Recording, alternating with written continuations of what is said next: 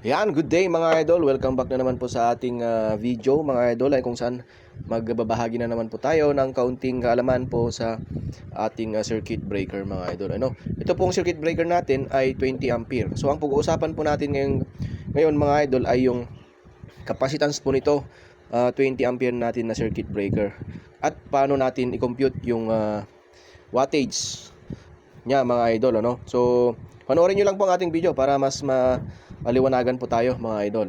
So ayan mga idol, alamin po natin kung ilang watts ang kayang dalhin ng isang 20 ampere na circuit breaker or i-handle. Yan pa kayang wattage ang kayang i-handle nitong 20 watts ay 20 ampere natin, no? At ituturo natin dito kung paano natin kunin yung minimum watts na kayang i-handle. So ito pong ating formula na ating ituturo mga idol. Ito na po talaga yung ating ginagawa or sinusunod, no? So yung ating 20 ampere na circuit breaker ay meron po tayong formula mga idol. Kung gusto nyong mga idol, i-screenshot nyo na lang ito or i-share nyo na lang sa inyong messenger para kung gusto nyong panoorin ulit. At kung malilito kayo, panoorin nyo lang ulit mga idol, no?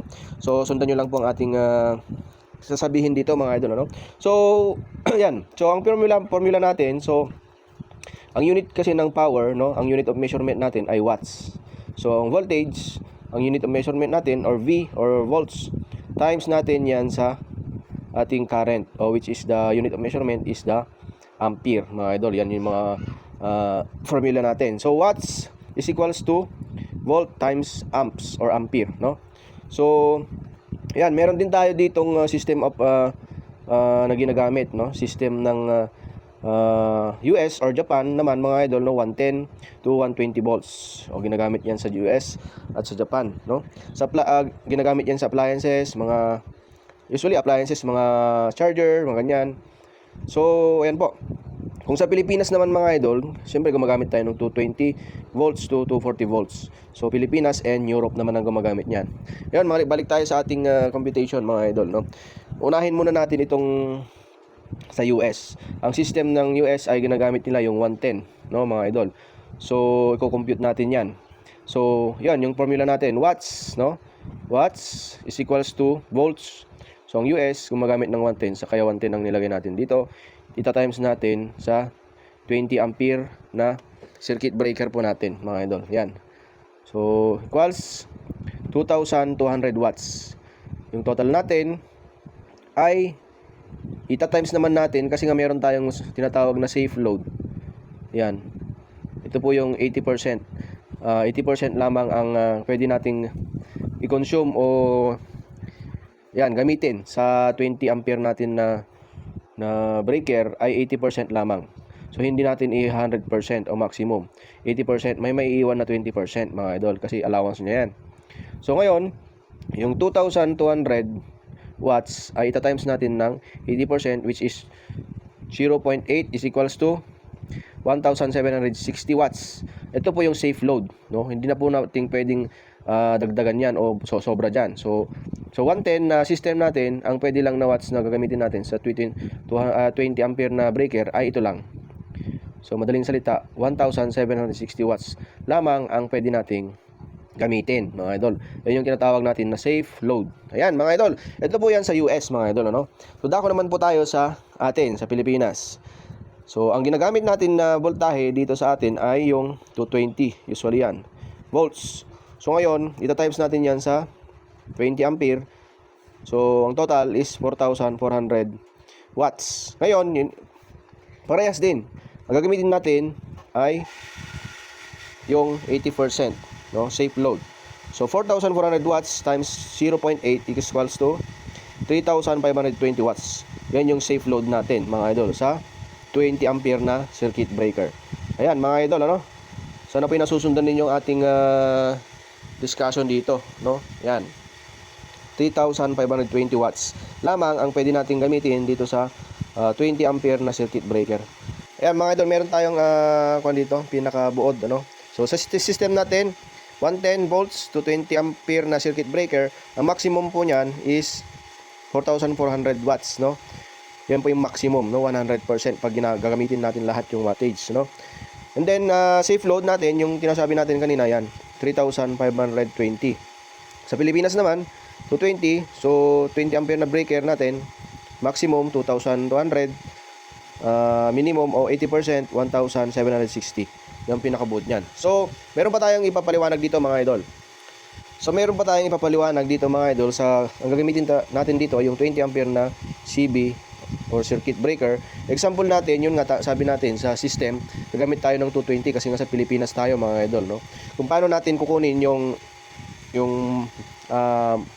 wattage talaga na dapat natin gamitin o i-consume mga idol, ano? So volts times ampere is yun, 220 volts times 20 ampere na circuit breaker. Yun yung maximum natin, 4,400. Pwede na kukunin pa natin yung 80% diyan. So ang ating total, no, mga idol, is 3,520 watts lamang. Yun po, no?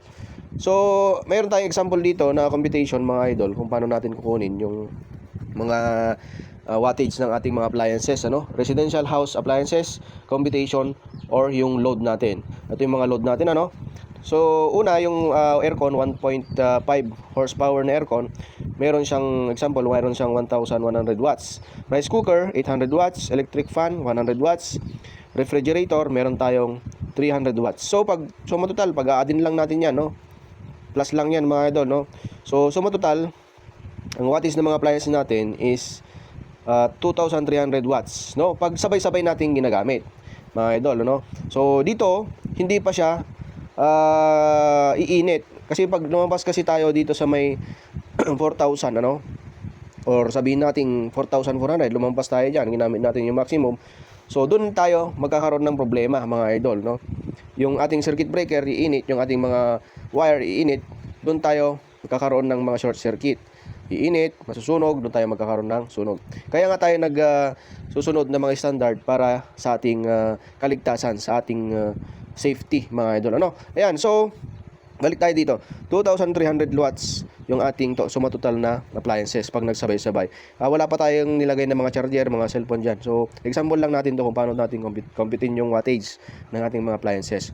So ayun, yung 2,300 yan, ima-minus natin sa may 3,520 kasi yan yung safe load natin, ano? Safe load. Okay, pagpasensya nyo yung sulat natin. Safe load. Ayan, yung 3,520.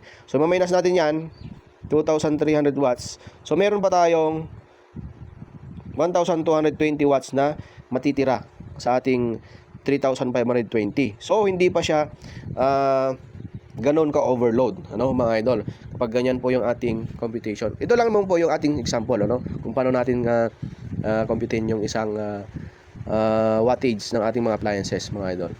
Yo mga idol, so pag ganito yung ating wattage pa sa bahay, kaya pa ng ating 20 ampere na circuit breaker mga idol, ano. So kasi kapag lumampas tayo talaga dito sa may 4,400 mga idol, maximum, no, talagang magti-trip na po yung ating circuit breaker. Kasi ang allowed lang po is talagang ito, yung ating 3,520. 80% lamang talaga ang ating kaya ng ating 20 ampere na breaker na kayang load, no? Paglalampas na diyan, iinit. Tawag dito, masusunog yung ating mga wires, mga outlets, mga devices mga idol pag lumampas. Yun po mga idol, maraming salamat. Sana po yung nakapagbahagi po tayo ng konting kalaman sa electrical ulit mga idol. Maraming salamat mga idol sa pagsubaybay. Kung umabot ka man po sa oras na ito, sa minuto na to, maraming salamat. God bless and all goods tayong lahat.